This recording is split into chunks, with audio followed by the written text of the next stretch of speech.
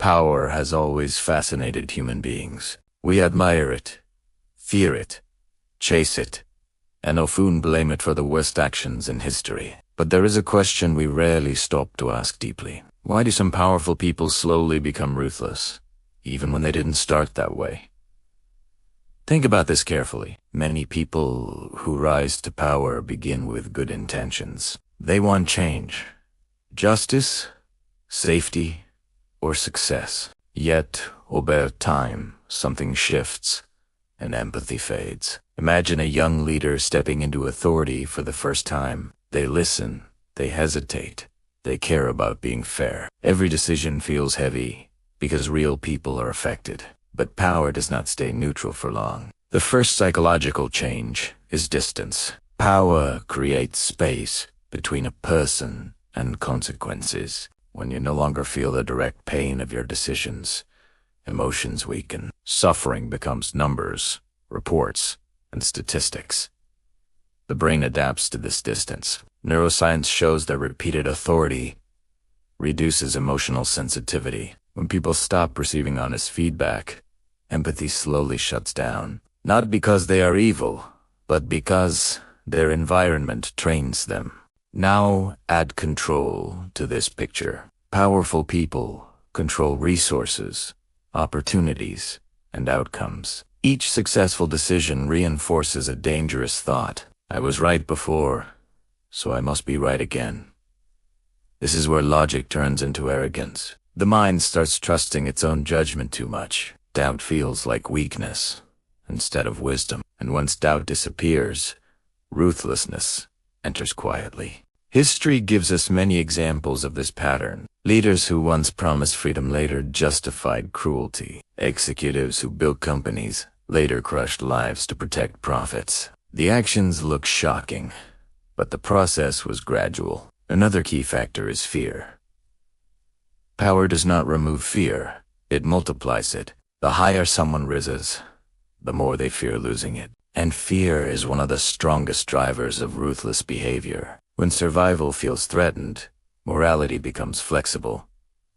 People justify actions they once condemned. They tell themselves it is necessary, strategic, or unavoidable. Fear turns cruelty into self-defense inside the mind. Social pressure also plays a silent role. Powerful people are surrounded by agreement, not truth. Few dare to challenge them honestly. Over time, this creates a false sense of reality. When no one says you are wrong, the mind assumes it can't be wrong. This isolation bends perception.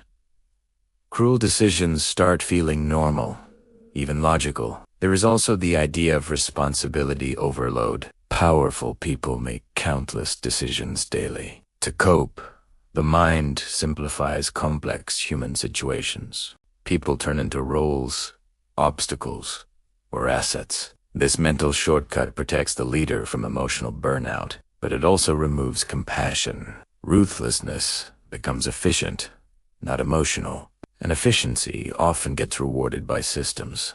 Systems matter more than personalities. Many institutions reward results, not ethics. If ruthless behavior delivers success, it gets reinforced. The system quietly teaches, this works, do more of it.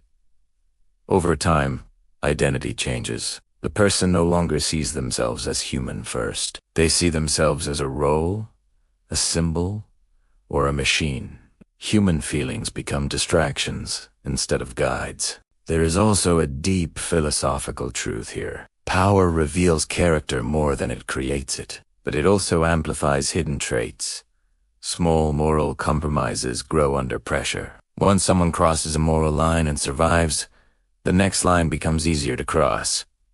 Ruthlessness rarely appears suddenly. It grows through small, justified steps. This is why some powerful people become cold, sharp, and unmovable. Not because they lost humanity overnight, but because power slowly reshaped how they see people and how they see themselves. Yet it's important to say this clearly. Power does not guarantee ruthlessness. Some individuals remain ethical, humble, and humane. What protects them is awareness, accountability, and inner discipline. They surround themselves with truth-tellers. They reflect before acting. They remember their limits. They resist the illusion of superiority. The real danger of power is unconsciousness. When people stop questioning themselves, stop listening, and stop feeling. Ruthlessness is not always cruelty. Sometimes it is emotional numbness. Sometimes it is moral exhaustion. Sometimes it is fear wearing the mask of strength. So the next time we judge powerful people, we should look beyond labels. We should study the systems, pressures, and psychology involved. Because understanding power helps us protect ourselves from it. Power is not the enemy. Unexamined power is, and the true test of strength is not control over others. It is control over oneself. Once power has reshaped the mind, it begins to reshape relationships. Not in speeches or promises, but in private decisions, in rooms where no one is watching.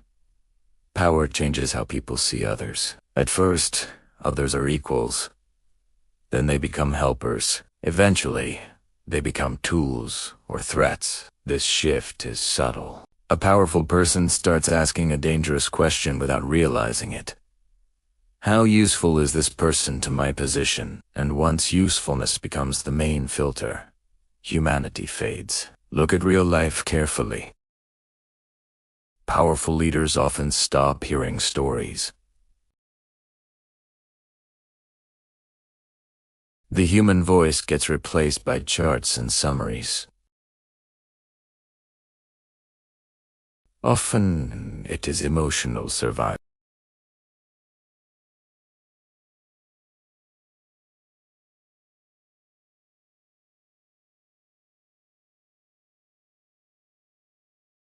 When empathy goes quiet, logic dominates unchecked.